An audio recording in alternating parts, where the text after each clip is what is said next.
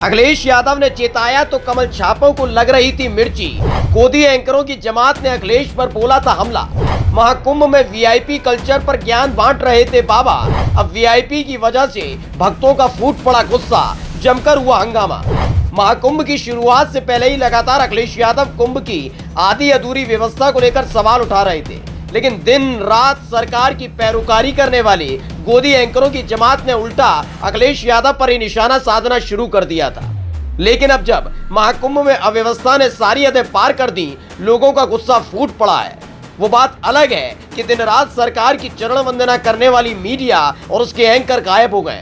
हालात ये बन गए कि बड़ी बड़ी गाड़ियों से संतरी, मंत्री और उनके मित्र प्रयागराज में घाट तक पहुंच रहे हैं, तो वहीं आम जनता के लिए रास्ता बंद कर दिया गया और कई किलोमीटर चलने के बाद भी वो कुंभ स्नान नहीं कर पा रहे, जिस पर लोगों का गुस्सा सरकार पर फूट पड़ा है। संतों की सरकार में महाकुंभ में फैली बेतहाशा अव्यवस्था, एक कदम पैदल नहीं चल पा रहे मंत्री संतरी। लाल नीली बत्ती का काफिला लेकर महाकुंभ के अंदर विचरण करने वाले ये वो वीआईपी हैं जिनको भगवान के दर पर भी पैदल नहीं चलना। हाँ, अगर वोट मांगने होंगे भगवान के नाम पर ही मांगते हैं।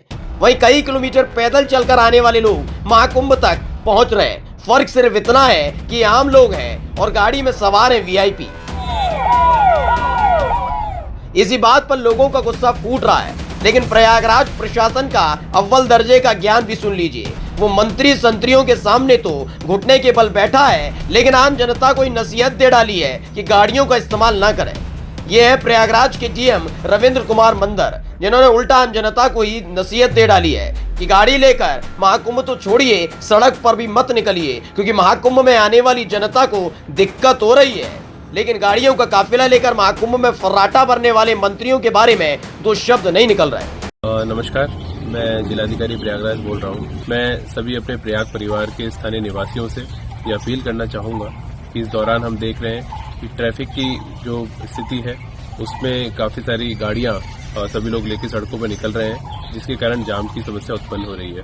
जो हमारे स्थानीय निवासीगण हैं, मैं आपसे अपील करना चाहूँगा कि चूंकि आप भी इस आयोजन समूह के हिस्सा हैं और आपकी ये प्रमुख जिम्मेदारी बनती है कि इस दौरान संगम क्षेत्र में और मेला क्षेत्र में आप जाते हैं तो बड़े वाहनों का प्रयोग ना करके या तो पैदल या दोपहिया वाहन से अगर जाएंगे तो बाकी जितने श्रद्धालु बाहर से आ रहे हैं उन सबको सहूलियत होगी।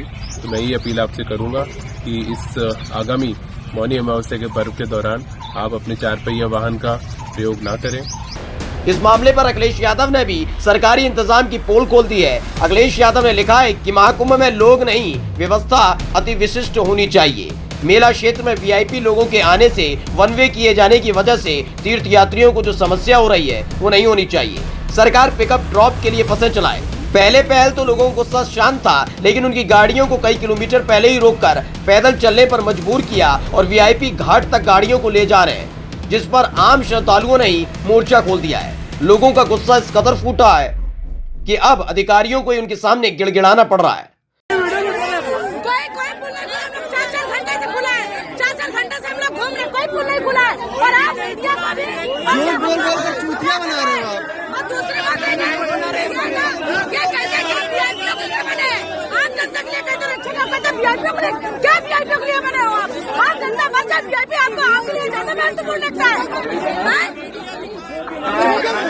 में से एक ओपन किया गया 13 नंबर से आने के लिए, जाने के लिए वो भी नहीं है।